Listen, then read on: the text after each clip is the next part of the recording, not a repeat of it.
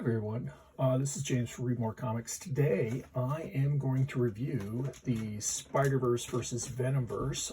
That was just finished up last month, so this is October, so this was in September. It started way back in May of 2025 though. It was written by Kyle Higgins and Matt Groom. The art was by Luciano Vecchio.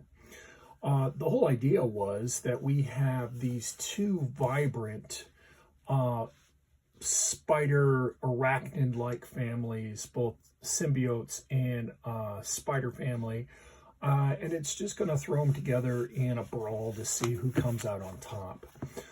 Now, there were two prelude issues. I only picked up Web of Spider-Verse, and Web of Spider-Verse here did an awesome job just introducing some new spider characters. Sets up that there is going to be a conflict. Here we have some Spider-Verse characters, Spider-Punk, Spider-Gwen, Spider-Man 2099, some other characters that have played a role in the other Spider-Verse volumes. This one right here, this is Weapon 7, is going to play a big role, and I love Spider-Ham personally. And so this, I think there are 3 stories in it. I really enjoyed the second one where we get kind of a Peter Parker who's a vampire. And then the last one is, I'm trying to remember what the last one, yeah. So this is Miles Morales from an alternate universe where he saw the death of his uncle, Uncle Aaron, like we saw in the Spider-Verse movie. But then there is, I think it's Skrulls who are taking over the world. No, not Skrulls. It's someone else. Who is it? I'm drawing a blank. See, it's part of that Marvel galactic mythology that I'm not so familiar on. Okay, right here, it talks about it. It's the Kree. So he takes on the name Spider Prowler to honor his uncle who died and saved him. So this is kind of a prologue for the Spider-Verse side. There was also a prologue for the Venomverse side where I'm presuming they introduced so many characters. The only reason I've been picking up these Spider-Verse books goes all the way back to the Miles Morales movie. Really loved that, loved the idea of a Spider-Verse. And though there are elements of this that kind of rang true to that and engaged me, there are other parts of it where I'm going like, it wasn't as good as it had to be. Let me put this one aside. Okay, so the first issue sets it up where we have a series of rivals. Here we have these two that are kind of two sides of the same coin. Venom, Peter Parker. Here we with what is it? The totems, the Spider-Totems, the vampires. We have Null, and they're great splash page right here showing how even though they've been rivals in the past, they really do have a lot of similarities. They both want to be heroic. They're kind of two sides of the same coin. Venom and his symbiote may be more violent in some ways than Spider-Man, but there are connections there. I love this splash page right here, just with the colors laying out the different characters. And throughout this series, we will see over on the side, they are highlighting the characters involved. And so we got Spider-Man. This is a new Spider character I'm not familiar with. This is, we just saw him in the Web of Spider-Verse. So this was Spider Prowler, Spider-Ham, Weapon 7. And then over here we got Venom. A couple other Spider characters Venom symbiote characters I'm not familiar with. This character will be a big deal later in the series. This is Venom Viking or something like that. And then this character kind of plays a role near the end of it.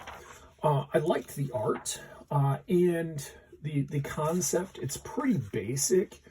Here we see, and honestly, Miles Morales being in the book is one reason why I'm going to pick it up. He's my Spider-Man. So what it starts out is they're in some sort of extra dimensional space.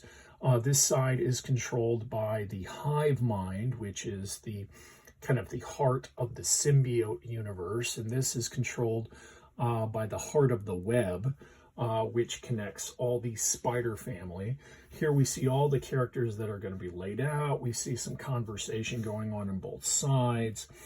Apparently this character has a connection with her world's Eddie Brock. Here we see Spider Viking, and this one is kind of a silent character until the very end. And what it comes down to is they're playing, it's almost like a first-person shooter. They have to make it to the other side and touch the other base in a certain time limit, or they're eliminated, The comic book puts it up that elimination is a big deal. You'll be killed. But this is a comic book, so we all know that may or may not be the case. And in between this no man's land, anything pretty much goes. Okay, so you have a time limit to get to the other side, but you can fight and do all sorts of stuff. And it starts off pretty benign. Here we see the hive mind and the heart of the web. Dialogue between the different characters.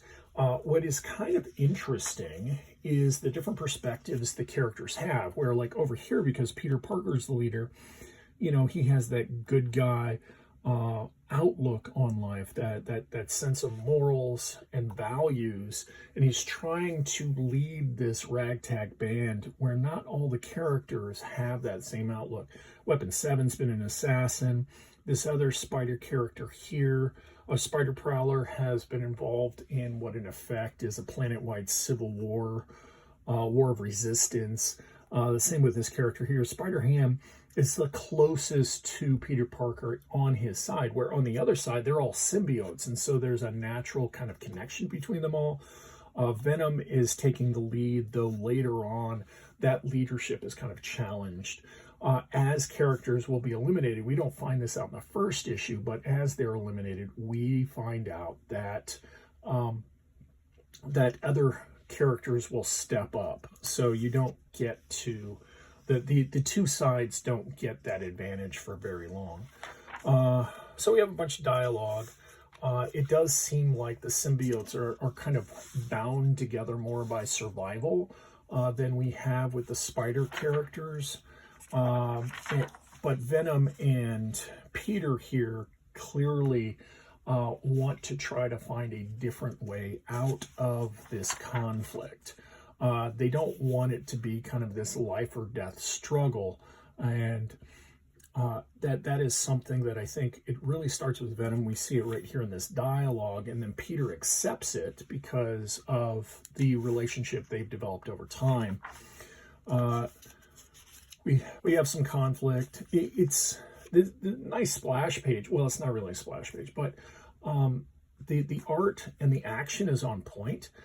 In this first issue, it's kind of benign conflict. It's not until later on, even with this right here with Spider-Ham, I mean, he's a cartoon character, so it's not as big a deal. This is, yes, right here. This is the big deal. So this sets up the moral conflict for the entire series. So we have Venom Viking facing off against Weapon 7, who is an assassin, who apparently the Canadian government has a need for all sorts of metahuman assassins.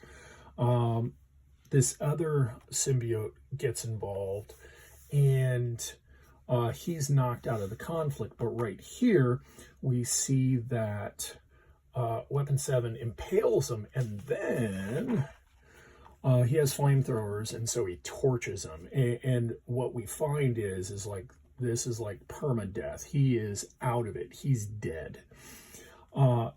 It doesn't really bother Weapon 7, but here we see there was a witness. Spider-Ham is really thrown back by this.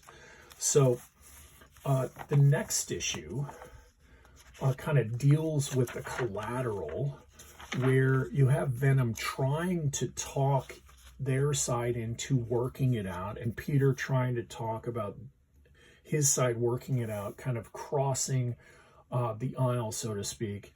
But Spider-Ham pointing out, hey, Weapon 7 just like toasted a guy. And then over here we have, do they say in the title page what the guy's name is? Because that guy's, He's not an established character as far as I know. I'm not a big symbiote fan though, so who am I to say? Anyway, he's pointing out, I was like, okay, you're trying to talk peace here, Venom, but they just they just murked one of our guys.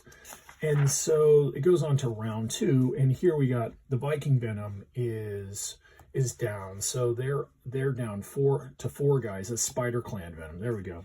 And they have 5 guys. Okay, and it's kind of wash, repeat. We find out Spider Clan Venom can like level up. He rips off the legs. These are like mechanical legs of Weapon 7. We got Spider Prowler jumping in. A lot of these spider characters are far more warlike and ruthless than the 616 Peter Parker is. We get a new Venom character, and this one apparently is from Wakanda and tries to throw her weight around because she was queen of Wakanda, but then Venom reminds everybody that he was the Black King, and so, you know, he's in charge, and it kind of just goes from there. That was the conflict. That's how things are stewing in this one.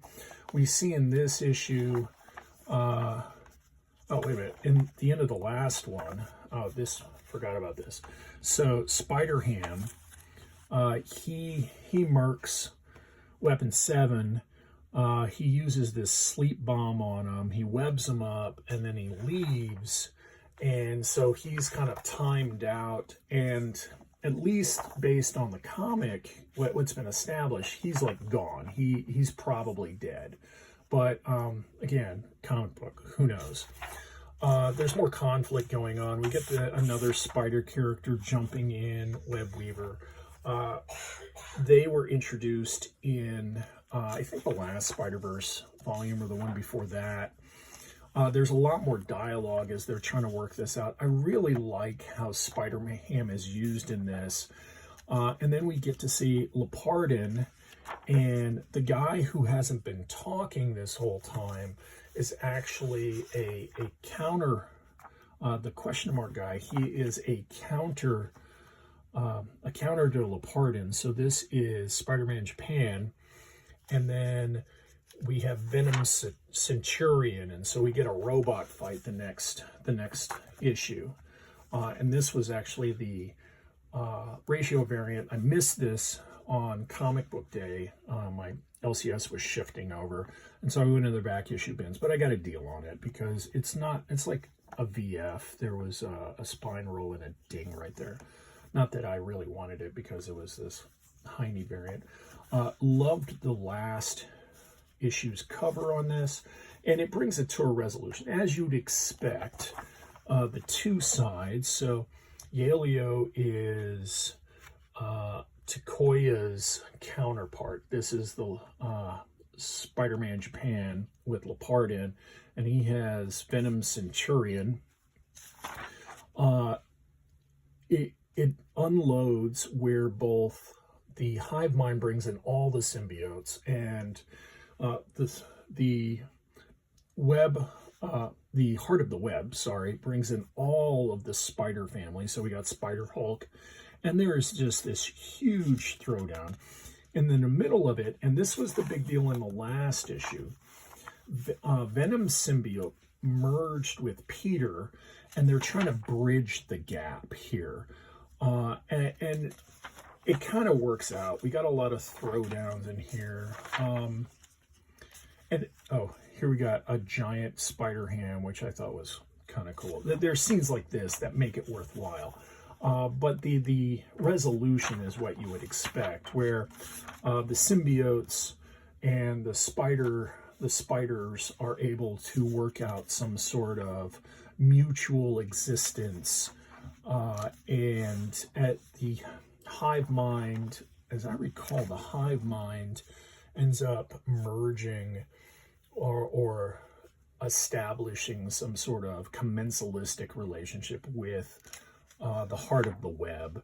And it, they do this. It's the end of the new beginning. Why is that? Well, because you know, they're going to have another Spider-Verse event or Venomverse, and they'll do crossovers like this because they're wonky and they're kind of fun.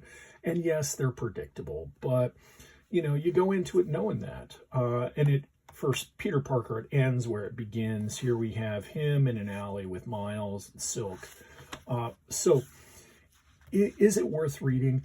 I enjoyed it for what it's worth. If you like Spider-Verse or Venomverse, Spider-Man or Venom symbiote characters, you might enjoy this. Don't go into this thinking you're going to get something special or unique, anything long-lasting. It is a Marvel comic book after all, and I'm sorry if that comes across as a little jaded, but it is just supposed to be, to quote one of my favorite wrestling commentators, a slobber knocker, and that's what it was. So it was worth it.